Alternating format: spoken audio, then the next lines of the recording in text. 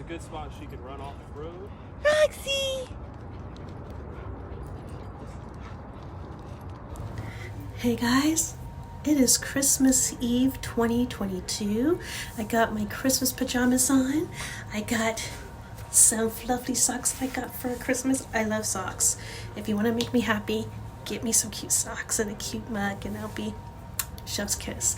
Anyway, I wanted to come on, and this is the last YouTube video for 2022 on this channel, and I just wanted to come and just reflect and say bye before I take my hiatus, and I'll see you guys on the other side on 2023 around February.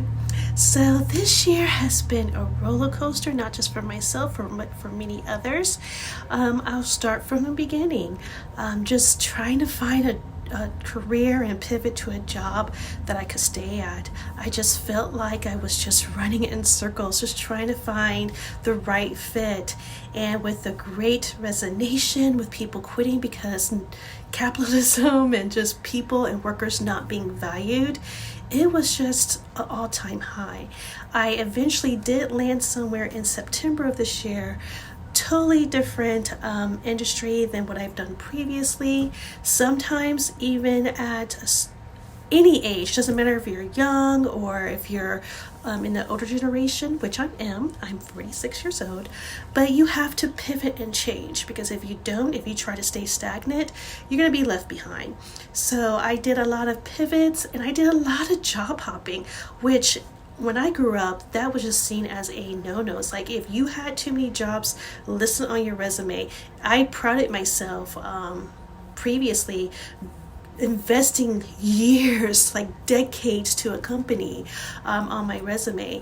And just recently, since the pandemic, all the way till recently, I just been job hopping, because that's the way I found, one, that I can gain experience of what I wanted to learn, and two, get a pay increase. Because if I stayed and poured my heart out in one company, a yearly raise of 3%, I would never get there. I could never pull myself up out of a financial crisis that I saw myself in. And as someone with a disability, that's really hard, because it's one, you have that extra hurdle to get across to have the employer not see you as a liability in a possible suit, and to actually get you a chance to work for them.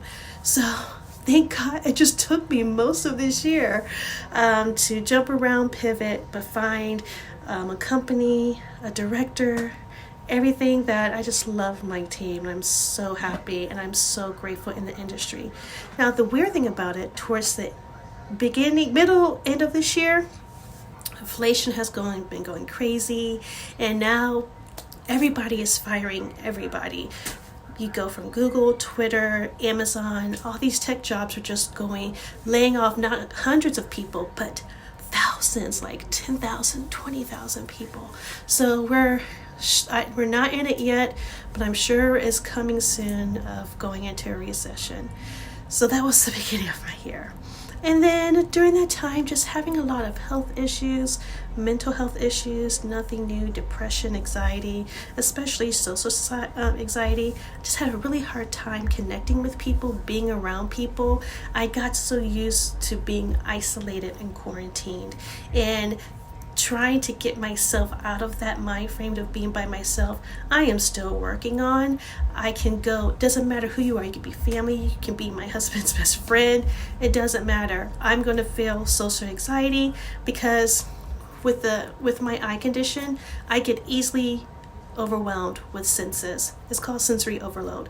I get overwhelmed with sounds, certain visual, like too bright of lights for my peripheral, smells. I just get extremely overwhelmed, and I find myself having panic attacks, and I just feel weird, like I don't fit in. So I'm still trying to work on that, on my mental health as well.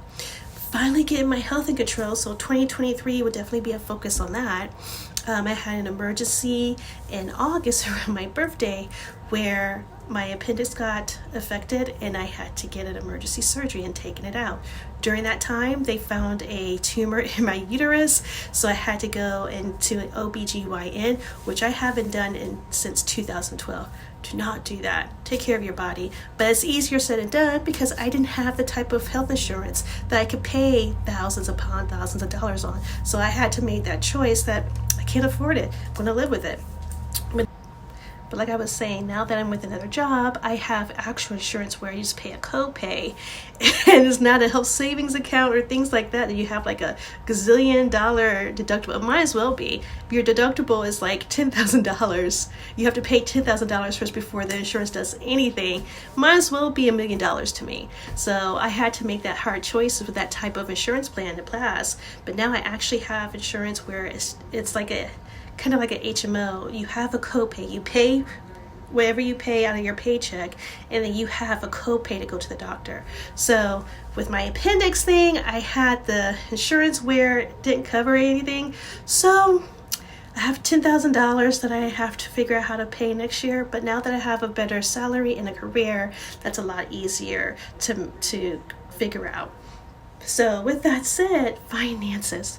My finances was horrible because I got laid off from my dream job in 2019, and that started the end of it all. That started my spin wheel of trying to find work, and it took me forever to find anything, but I wasn't able to get work at the salary I was used to. I had to start from the bottom and like minimum wage, which I'm very appreciative for the people that gave me an opportunity to make any income, because I got a lot of no's before I heard any yeses. So after that, my finances, like living off my severance, that went very quickly because it went all to bills. Living off credit cards rose our debt. It was just a hot mess. So now that I have a stable job, I made the hard decision this year to do bankruptcy, chapter 13, where I am paying my debt back. But it was hard, of all my 46 years, to say, I can't do it. I need a clean slate. I need to start over. I just need a chance to start over, because with COVID, not having a job, running up my debt, I felt like I was being set up to lose incredibly. So going through that whole process is not easy. The bankruptcy laws here in Ohio has changed a lot, so that's not something you can do by yourself. You definitely need an attorney, which I did have. My court thing finally went through. It takes forever. You have to be very organized. You have to report all your finances, everything, your taxes, everything. So I finally got that done. It took many months, but I started in August, and it finally got discharged just last week. Not discharged, but finalized with the court that, yes, stamp of approval, you're good. We accept it. So that took several months. It's not a quick turnaround, but I finally feel like I'm taking the right step. Now, unfortunately, remember I had my appendix taken out? I can't take those medical bills to add to the bankruptcy because it just happened. So I filed bankruptcy, but now I have a $10,000 debt. But from what I had before, that's fine. I'll figure it out. I think with the laws, don't quote me on this, I have a year before they report to any credit bureau. So I'm just trying to figure that out. What else happened in 2022? I met some new friends with my husband's help, like that social anxiety, baby steps. So I get overwhelmed really easily. So these people are also just two people. But hey, baby steps. So I'm pretty excited about that. So I think those are the big milestones that happened this year. And I'm going to go on to what I want to manifest to happen in 2023. And Roxy's doing great, by the way, my guide dog. She's my baby. So anyway, the highlights of what I want to focus on in 2023: continue my financial health, pay off my medical bills from when I got my appendix surgery.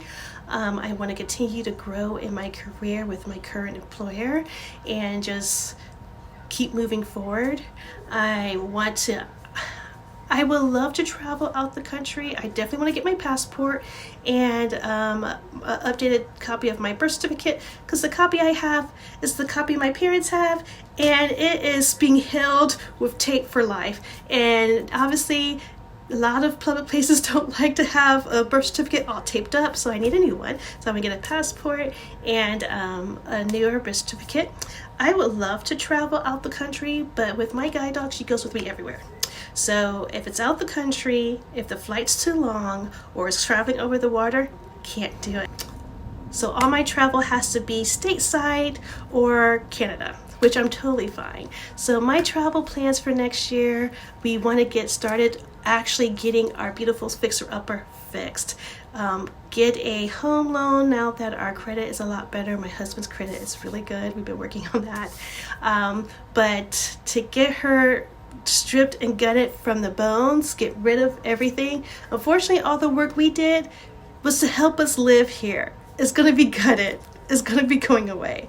But we want to get a contractor, an architect next year, hopefully, get her all gutted and actually get her done right.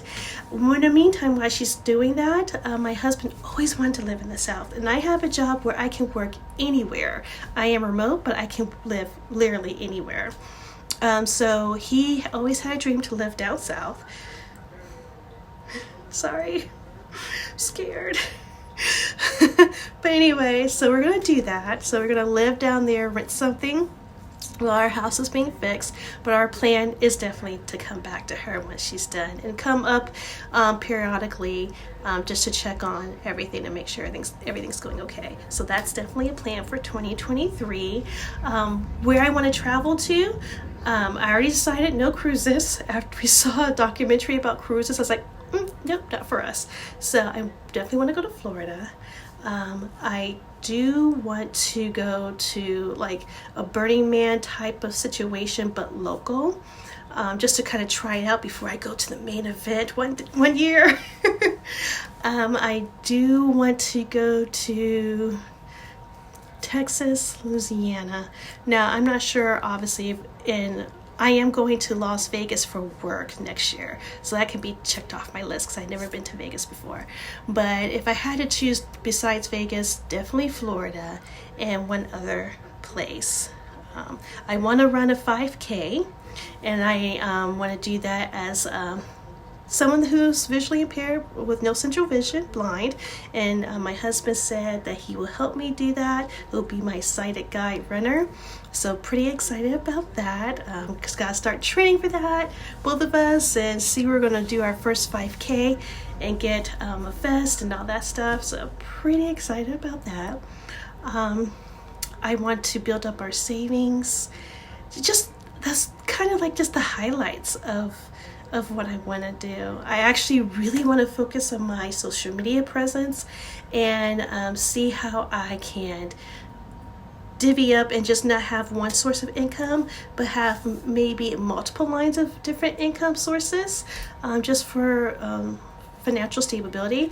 It's kind of hard when you're in that layoff line where you only have one source of income, and when that you get laid off and it's cut off, you feel it real fast. So I definitely want to kind of focus on that. I really want to work on my art. I have some great ideas. I love to draw, I love to paint, and I just really want to express myself. I started writing a novel years ago. I used to love writing poetry, so I definitely want to get back to that. And I really want to work on my health. Like, I want to work on my flexibility. I want to work on just getting my BMI under control, my sugar's high, and high blood pressure, all those cool things. So yeah, I just wanted to hop on and say Merry Christmas 2022 and wish you guys a happy new year. Please be safe with this weather. It's going crazy, so stay warm. But I will see you guys next year, and share some of your things you want to happen next year to you, or one of your biggest memories that occurred to you this year. I love you guys so much, and I'll see you guys next year. Bye.